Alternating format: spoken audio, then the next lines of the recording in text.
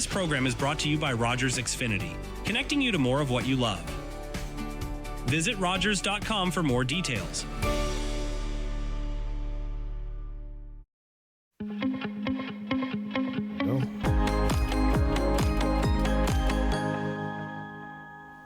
Well, hello again, everybody, and welcome to another edition of Living Well, Giving Well on Rogers Television, Grey County. I'm Fred Wallace, along with co-host Denise Reid, and this is episode number 40 of our program, and it is our final one. We will call this one the wrap-up, where we look back at some of the interesting and educational topics and people that we ran into over the course of time. Our guest today will be Stuart Reid. Stuart is the Executive Director of Community Foundation Grey Bruce, and Willard VanderPloeg, who's representing Brightshores Hospitals Foundation. So welcome to both of you. Usually we start our program, Stuart and Willard, by having Denise talk about what Living Well, Giving Well is all about.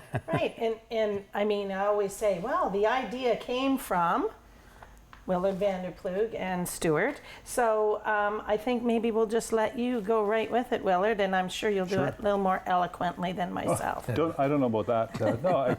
This has been a fantastic project. We wanted to create something that would ease people into thinking about estate planning and give them some feel for how they can use their imagination to make a difference in their community through some philanthropy, through some giving. And the partnership between the Willpower charities, the sponsors of that project, and Rogers TV has worked fantastically well. Delighted with the result. And the 40 episodes have flown by. Here we are, and we're about to wrap the project up. So. Amazing. So then, how did you get involved, Stuart? Well, or was it Willard who said, "Hey"? Yeah, well, Willard was an early subscriber to the Canadian Association of Give Planners Willpower campaign. I think you were the first charity locally to sign up at locally, Brightshores. yeah, and in the first year of it. So, yeah. And Willard was really encouraging about the positive message that we were sharing, and so the Community Foundation joined, and then we kind of looked around at the other charities that were considering, and thought it would really be smart to amplify the singular message about what a transformative thing it is to give back to your community when you're planning your estate. And so that's how this whole initiative came about, was really about collaboration, and that effort to amplify is a good word. We're reinforcing that message because we all understand that all the charities, and the community benefit when people make that decision to give something back to the place where they've lived and played and made their wealth. It makes a lot of sense to reinvest something there. Yeah. And we're also kind of clearing up some misconceptions about giving to charity, because then I think this show has illustrated that often there's great advantages tax-wise, avoidance of capital gains, and it can really enhance your estate plan and really benefit your heirs by making a plan to include a gift in your will. And I think what going through some of the episodes, and that is sometimes, you're going to give to this charity, and I can't give to this charity, and but I think with you guys all working together and our host charities, and I think that's such a benefit, because then you can, somebody might have another idea that you might not have thought about, and using a lot of people for the common good. Mm-hmm. I mean, if I can say that, it doesn't matter what charity it is, figuring out how can you give to your charity or a charity. And I think that's one of the good things about this project. We tried to do that from an unbiased perspective, right? It's not me speaking about legacy giving in support of your hospital foundation. We did it as a project together. Of course, we have our 2-minute feature charities always in each episode. But we've we've spread that equally, and that just is a good thing. I think if local organizations are important, we speak to the how and the benefit, and hopefully give people some vision for what they could accomplish locally. And then if the charities have done their job in their, amongst their donors, that will just be a natural thing, I hope. I should have mentioned right off the top that our sponsor, our host charity today, is Huron Hospice Bender House, which really is an indication of how far widespread Living Well, Giving Well has been, because that's a county and a half almost away. And when you talk about where their facility is, can we talk about the charities and maybe not necessarily all 13 who you lined up, but how you came to get them, or did they come to you? Well, I mean, at the root of this, ultimately, the hospital foundations and Community Foundation Grey Bruce have been partners in philanthropy for years and years, more along the lines of advocacy with professional advisors. So, Stuart and I have worked together for many years at engaging advisors, really with the goal of having them become comfortable with talking with their clients about philanthropy and approaching that from an estate planning perspective. The Willpower campaign, I think that's, I saw that as my way to approach everyone in the region, right, at some level, about leaving a legacy for community. And it's the messaging there behind it, the advocacy of that idea, I think, is really strong. And well, over the next 4 years, we had 13 organizations locally sign on to that project and support. And of course, Stuart and I collaborate well, and it just seemed like a natural thing to do, to call that group together and say, now, this is largely public awareness and advocacy. How can we work at this together?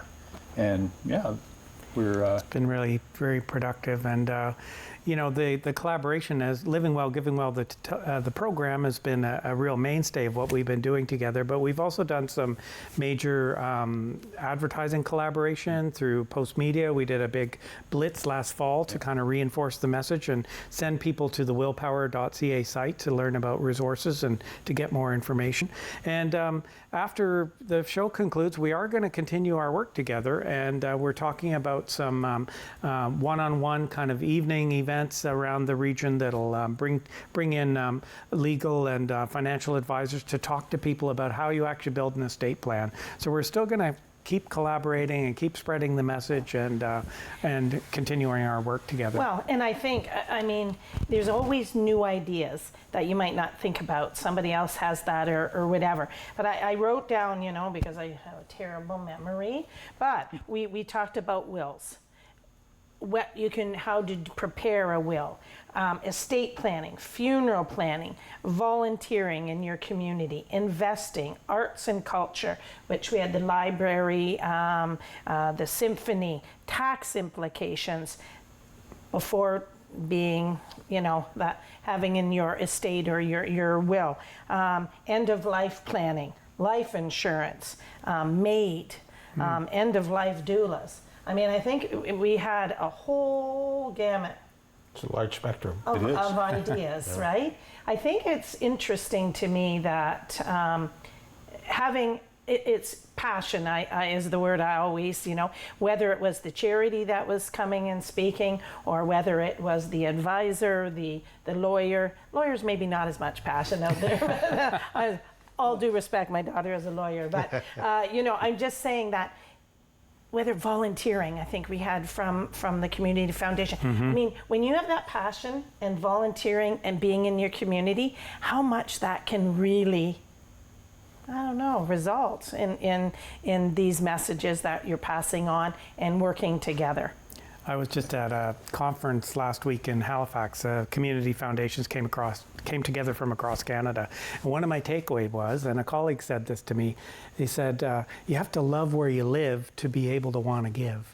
And I think that's a real underlying theme of this program too, because people are I like your word, passionate. People are very passionate about where we live, and there are some very special things about Grey Bruce that all galvanize our commitment to it. And philanthropy is one aspect of really reinforcing that and honoring the wonderful community that supports us. And I think that's a cool thing. You have to love where you live to want to give. That's a great slogan. And the best example of that, just listening to you speak, Stuart, Stuart, was the couple, and their name escapes me, I apologize, that donated the land, that they had 35 acres of land. Bill and Cecile Moses, yes. The Moseses, thank you. You know, that they had this package of land and they were going to keep a very small percentage, but the rest was going because they loved where they lived. Yeah. Yeah. Well, and that also gives the, it isn't just money. I mean, cash is gold, but it's all the different ways that you can, whether it be in your will or before. And having the tax experts and coming, sometimes the tax part have to a little bit there. It could be complex, but it could be, but to have that and stressing to get your team together, whether it's your lawyer plus your investor, your family. We talked about that many times, didn't we? Communicating with your family and how hard that was, a bit of a difficult topic. But I think the key was we always said, consult your professionals, or always hire a professional, and you guys are in that industry. You mentioned about putting the spotlight on estate planning. Have you guys seen progression in that in the course of your careers, that more people are more conscious about having their estate and their affairs in order, Stuart? Well, yes, Fred, and it's always an ongoing conversation. While we have donations coming in the door all the time, we are talking to people that are making their plans and letting us know about what is in store when that time comes. And we call them the white files, but the drawer is growing and growing, and that's a really reassuring thing that those resources are one day going to be part of the arsenal that we have as a community foundation to do good things out in the community. I'm sure Willard has the same experience. Yeah, I think generally, when I started, I won't say how many years ago this was now, but the gifts we received through estates, that was the civics generation, lifelong givers, trusting in terms of how the board of a charity would use a donation. I think we're now receiving gifts from boomers who give with a little more intention and a little more interest maybe, but want to see what impact they have. Seem a little more engaged and wanting some detail, some information. So I definitely think it's progressed. People want to see more detail. And I think it's, we always think of sometimes you need to have a wealth to give, but we learned through this show that you can start a little at a time. You can do monthly, givings. Certainly looking after your family first if it's, in a will, but that there really is lots to give. And it doesn't have to be a lot at first, but it can be, but getting that idea through to, get that philanthropy mind going young. And sometimes when you're involved in a charity or some kind of organization, that's where the passion comes to then carry it on into, it's usually a relationship rather than, I think I'll just give here. It's usually something you're involved in, or sadly enough, if it's something, health-wise, through cancer or whatever, passing. When I say the word cancer too, I think of the G-Man Cares. Right. When I was looking at, all the episodes we did, and we had Todd and Christy on, and I knew Jeffrey, so it was a little more of a personal, but just the impact that having them on our show could give to other people. Yeah. I was to see Dr. Webster yesterday, so we had a great chat. They're certainly grateful for the attack night and also grateful for their opportunity on Living Well, Giving Well. We're going to take a quick break. As Denise mentioned, we have a spotlight video each and every edition of Living Well, Giving Well, and maybe not coincidentally, it's the Community Foundation Grey Bruce that we're going to spotlight today. So Stuart and Willard will be back with us along with Denise and I. Stay tuned for more Living Well, Giving Well on Rogers Television, Grey County.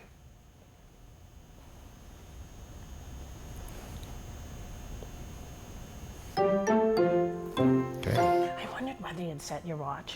Hi, I'm Stuart Reid, and I'm Executive Director of Community Foundation. The show I did Bruce. myself, the Community first four. Foundation Grey Bruce benefits the community by providing access to community assets through granting.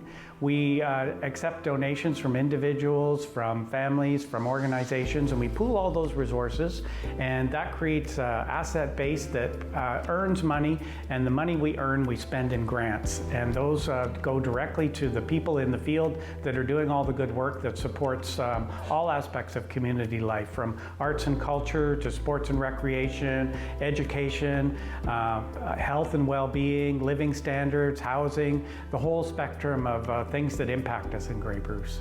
Giving to Community Foundation Grey Bruce is pretty easy. You can visit our website and donate online. We're always there at the office if you want to stop by with a check, a traditional form of giving, or even over the phone we can accept donations.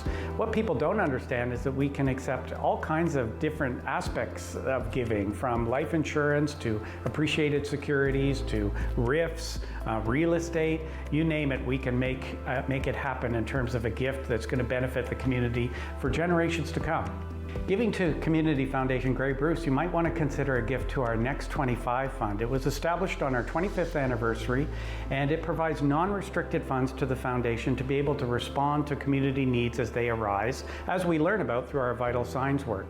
It's a great fund that's growing, where our goal is to raise $1 million in non-restricted reserves that are really going to empower us to act. Community Foundation Grey Bruce is one of 202 community foundations that dot the landscape across Canada, from coast to coast to coast. Almost 90% of Canadians have access to a community foundation in their area, and we're here for good. We want to welcome everybody back to the wrap-up edition of Living Well, Giving Well on Rogers Television. I'm Fred Wallace, along with Denise Reid. Our guest today, Willard VanderPloeg from Brightshores Health Foundations, along with Stuart Reid, the Executive Director of Community Foundation Grey Bruce. And got to tell you, Stuart, that's probably the best video that we've had all year. So I don't know about that. Tell us a little bit about Community Foundation Grey Bruce. Well, as you know, we're a philanthropic agency, and we manage gifts that people endow with us. So we have gifts from individuals and agencies across the region and organizations, and we never touch the capital, but we invest all the money, and then with the earnings we make grants to charities and not-for-profits across the region, addressing all aspects of community life. And this year I'm really thrilled to tell you we're going to hit $1 million of granting from our own coffers. So we're really growing and continuing to have more and more impact as each year goes by. And so all of these legacy donations and people endowing and trusting in the Community Foundation, they have great reassurance that we're going to be around forever and keep doing all the good things that need to be done. And the Community Foundation is an umbrella. I mean, there's the Community Foundation that accepts donations, but underneath that, you have how many charities that you're overseeing? Well, in terms of funds, Fred, we have over about 210 right now. So that's individual funds that have been set up. Some of them have particular purposes, and some are non-restricted. Some are benefiting particular agencies that have been designated. So there's quite a different array of purposes, but all very exciting and interesting stories, each one of them. And those stories are preserved too. I always think that our fund list and our list of donors is something that really documents people that have believed in that place they live and made an investment, and their name and their family name and their intent is going to be preserved through our work at the foundation for many years to come. And you can just go on your website and you can go in, there's a category, you can go in and see all those, because there'd be a lot of people that wouldn't know what is the possibility. Yes. And people have to apply for those grants. So, I mean, there's lots. Hockey Day in Canada, we added to the funds of the community fund. Sound community fund. You know, so there's that, and people can apply for that. Mm-hmm. You know, I'm wondering, you know, since we've started this and the Willpower.ca and the campaign, that do you, like Willard, do you know when people say, hey, I've added the hospital foundation, I've added the community foundation, or is it still that you don't really know what's going on?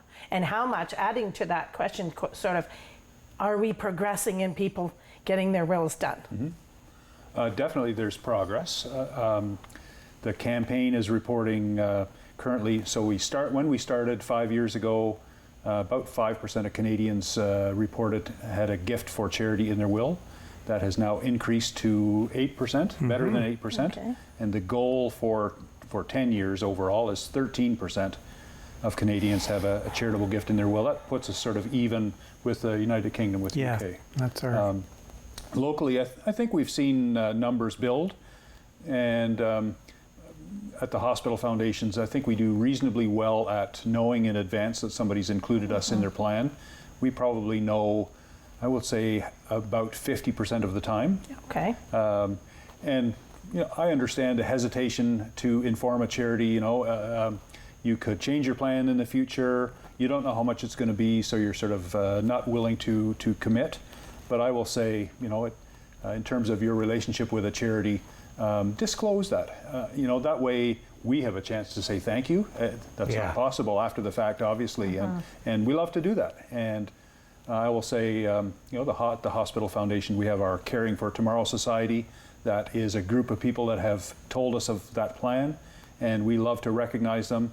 One of the benefits, I encourage people to say, boy, when you're waiting to sign in at central registration and you look at my Caring for Tomorrow display and see those society members, other people in the community that have done something similar, who knows who you might inspire to do something similar, right? A family member, a friend, and I just think that's really worthwhile. So, I would encourage people, if you've got a gift for a charity in your will, let them know. We know it's not cast in stone, and we know the amount is uncertain, but that's a way to enhance that relationship. Yeah, you kind of, said in that a little bit there, and it's just what I thought. Lots of times we wait until we have it in our will and we're, going to give to that charity. However, how fulfilling is that to give money to charity when you're still living and when you can see the fruits of that labor, and to see, and whether that's a small amount or a large amount or whatever, I've always thought, oh man, I can see that, and I was a part of that. I don't know. I think, there's options and there's tax benefits, as we've talked about in our shows. There's tax benefits both ways. And once again, you need to get your team involved. Because we talked once, the lawyer. Well, because we found out lawyers have a thought process, financial advisors have a thought process, there's people, and the families have a thought process sometimes. So it is kind of nice to get that communication with everybody and to see what the best benefit is for you on your giving, right?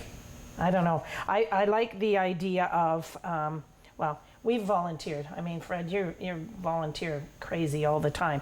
And we'd like to be part of our community. And whatever we can give, whether it's time, which we all, we think we don't have time, but you might be able to find an hour or two a week. Let's go with a week. But also then there's the financial too. Once you have that volunteering, you have that passion for something, let's see where it can go. Yep. Right? I'm not sure. What do you think? Do you think that's... Well, it's interesting when you're talking about volunteering, how many of the people that we had on Living Well, Giving Well were involved in their specific charity because that specific charity had meant a lot to them. And in fact, probably one of my favorite episodes, and I believe it was the YMCA, I asked one of the executive members, how did you get to that position? And there was a long pause, and then finally that person said, well, when I really needed that charity, there they were. And I think that's a benefit of living well, thankfully, and giving well back, or giving back to that charity.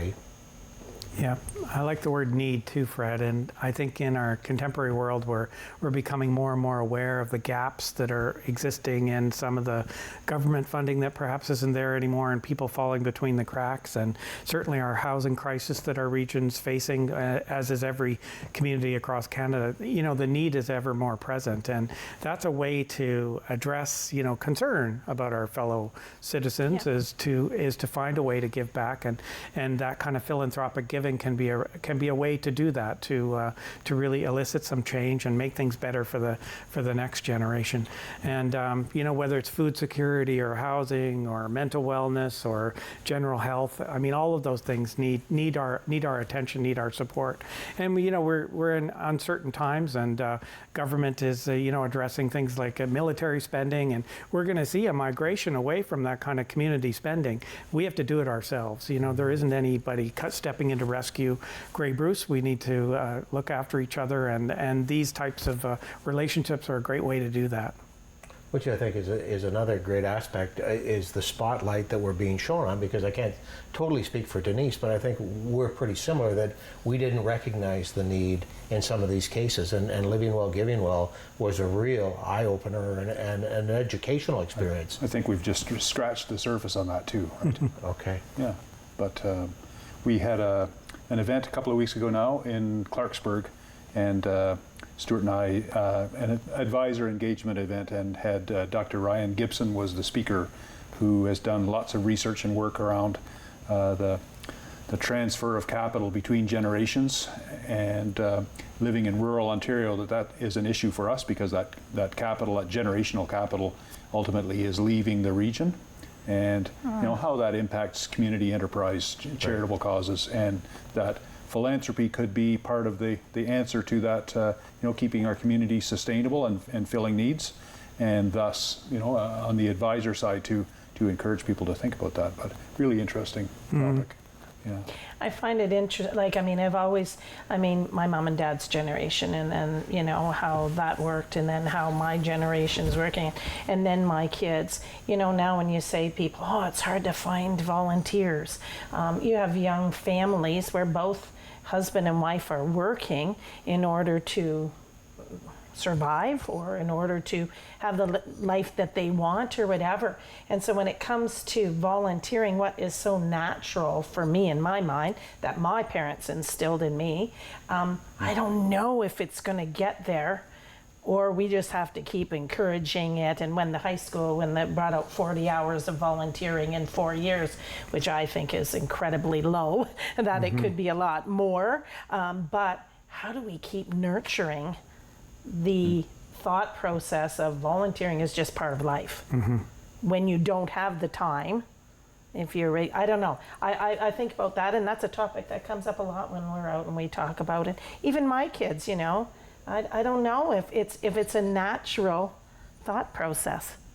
Well, it's also about belonging and inclusion, and Community Foundation's also involved in knowledge gathering around community well-being, and our vital signs reports are really seminal for those types of discussions. I encourage people to look at our website. You can download the last couple of reports. We're working on one right now for 2025, and things have shifted since the pandemic. You know, there's a lot of erosion of that kind of belonging and inclusion, people kind of getting out and getting engaged with neighbors and getting engaged in a charity, volunteering, and that's been affected negatively by the last 5 years, and so we're seeing numbers that are a little bit troubling in that respect. So, yes, how do we get people out and bring people together to kind of knit together that kind of social fabric, the social capital that we all enjoy as, you know, well-rounded people that are engaged and supported by a network of My mother's community great members. quote was, "There's no reason for anybody to be lonely." Now, she said this quite some time ago, but there are opportunities where you can go and be a part of it.